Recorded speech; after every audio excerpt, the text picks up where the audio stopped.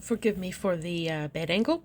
Anyway, so it was like around 10 a.m. this morning that the admin came storming into the room and was like, some guy called Brett is trying to contact you. He says it's about your grandmother. And I was like, really? Like, Brett never calls me.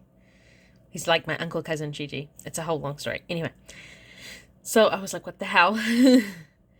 And it was like he had the wherewithal to figure out where I worked and call my work. So anyway, I wait for her to transfer the phone. And sure enough, Nanny has activated her medic alert button. It's usually a bracelet, but she has a necklace. And he's asking if I know anything. And I said if she would have tried to call me, she would have called my cell phone. And my cell phone's not on me. And then she would have called my mum. So then he's like, what's your home phone number? So somehow he managed to find out where I worked, but he didn't know my home phone number. So then I gave him my home phone number. He also doesn't have a cell phone. He's like ancient. He's not even as old as my mum. Anyway, long story. Let's not go down that road. So then so he calls mum. So I wait like 5-10 minutes. I'm crying, by the way, because I freaked out. I just had like a panic attack for a minute and I cried. So I didn't have to do nappies today. So I was too upset. Remember, this is like 10:30 in the morning. That Nanny pressed the button and he got the alert because he lives with her. So then I wait like 5-10 minutes for him to call home, and then so I can call home and be like, have you heard anything? And Mum's like, I had no idea until Brett called me. And I was like, just keep trying to call Nanny. And she said, I already had, it's nobody's answering. I was like, she's probably fallen, she probably can't reach the phone. So I'm thinking that Dad and Anthony will go to Nanny and then go food shopping. Those fucking idiots didn't fucking do that. Fucking stupid. So then I continue on with my day, just assuming that Anthony and that either ambulance or Dad and Anthony will get there. And then so I go on lunch at 12.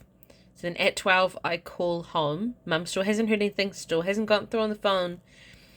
And she tells me that Anthony and Dad haven't gone there yet. And then I call Middlemore, and they said, no, we don't have a patient by the name of Whiston. And then I call St. John's, but they're going to put me on hold because they don't have anyone available. And Paminda, my boss, just pretty much said, just go. And I was like, as long as it's okay with you. And on the floor was Neelam, Kainaz, and Razia. So we were pretty much covered because we're under 20. So I just left. I drove all the way from work to Otara. I was pretty much going 60 kilometers an hour, breaking the speed limit by like 10. Sped all the way there. I get there, I bang on the back door. And Nanny's car is still in the driveway, by the way. So she's definitely there, and she's definitely not in an ambulance. So, because if she was in an ambulance, the ambulance would have told Middlemore. But anyway, so then I go to the back door. As you know, we usually knock on the side door. And nothing. So then I go to the front door, and I'm banging. And then I listen and I look. And then I bang again. And then I listen and I look. And then I hear Nanny call out, like, Sam? And I was like, Nanny! You're still there! She's like, I've fallen and I can't get up. Just like the ad. She's like, I can't get up, I can't move. I didn't know she'd fallen. I didn't know actually, because she hadn't been able to call anyone. I knew that she couldn't move, but I didn't realize she'd fallen. It turned out she'd fallen on her left leg. No, she'd fallen on her left leg and face planted. So when you get old, you can't bring your hands up and save yourself. Just letting you know that. She's got carpet burned down her head like that. And then what's next? Oh yeah, so I go from the front door around to her window. She says, come to the window. So I go to the window. None of her windows are open because it's like winter. It's cold now.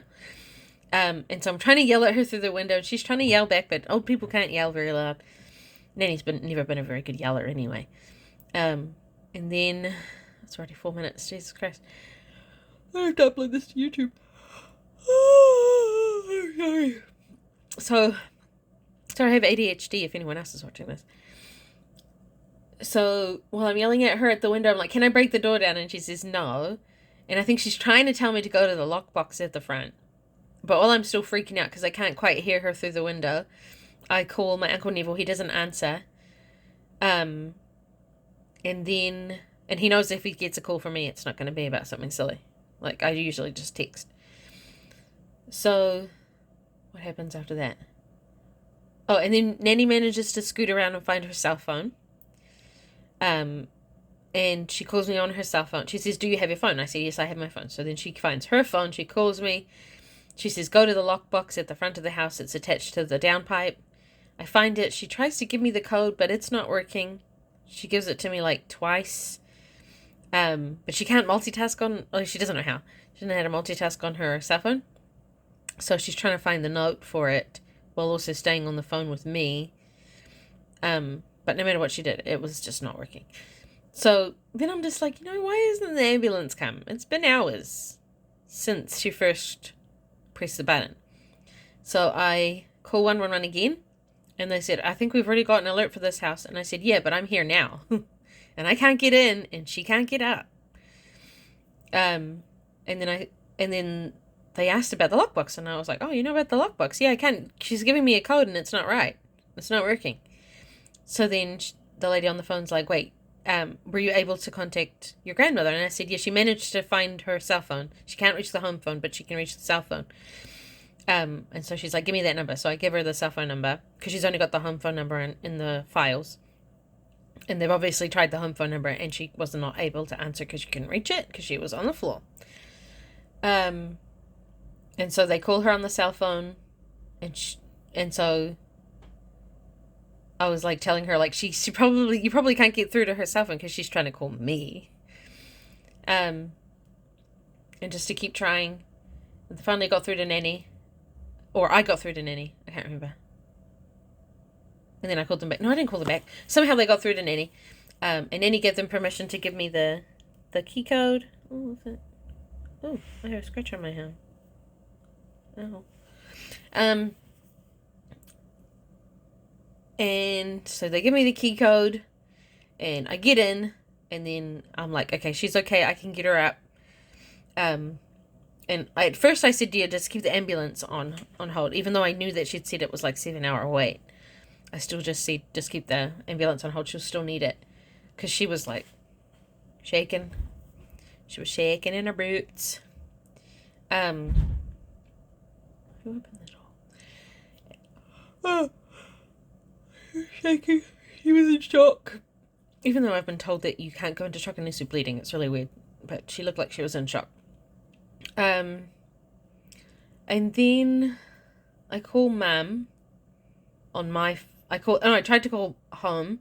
Doesn't work. I call Alice's cell phone. And I call her again. I can answer the phone. And then I call... And then she gets through and I tell her what's going on. And she goes to talk to Mum. I tell Mum to stop calling the phone, that I'm in there now. And then the police get through. The police actually call Nanny's home phone. And the police tell me, like, we've got an emergency from this number. Is everything okay? And I said my grandmother had fallen. It turned out she was walking through the room. And then at some point fell onto her face. Got carpet burn. That made her head go back. So she's hurt her neck. She's bruised on her leg. And it somehow ended up, like, with her back against the bed. Just, like, sitting on the floor. And it was colder inside the house than it was outside in the sun. So, she was cold. Her hands were cold. She was cold. What happened after that? Oh, and then the police officer on the phone said, like, yeah, ambulances are really, really, really busy today. So you should just, if you can get her up, which I did, you should take her to A&E. And then I was like, wait, A&E, usually Middlemore is really chocker. There's usually like a 5-hour wait. So I was like, no. She'll have a 2 to 3 hour wait at her doctor. Better to just take her to the doctors. They need to check her neck and her leg. And maybe figure out why she's falling. Probably her mini ears disease, which it sounds like mini ears, but you need your ears for your balance. It doesn't matter. It's mini ears disease. And she already had a spasm in her back and she fell yesterday. And Dad and pretty much the whole family went over yesterday to pick her up. But not today because she was locked in and she couldn't reach her phone. So then we decided to take her to Otara doctors, basically the local doctors. I take her in my car because it's harder for her to climb up into Dad's car than it is to just fall into my car. So I take her to Otara. I basically just drop her off inside because I gotta get back to work. I literally showed up like this, but like I just saved my grandmother. I picked her up off the floor. And then I was just about to leave, and then that's finally when Anthony and Dad showed up at the doctor's. Oh yeah, by the way, they showed up at the house. But yeah, it was easier to just put her in my car. Yeah, they showed up at Nanny and Granddad's house. Had to lock the door behind Nanny. And get on the way to Otara. And then Anthony waited with Nanny at the doctor's, but I had to go back to work. I cancelled the ambulance in my afternoon tea break, which shows you that the ambulance was still going to go at like 2 p.m. That was still on call and still didn't go. So Nanny would have been sitting there, diabetic old lady, sitting on the floor from like probably 9, 10 in the morning. And I found out about it between 10 and 10:30. Oh my God. What a day. So naturally she's going to have to stay with us while she gets better before she moves up north. And that was my day. Thank you.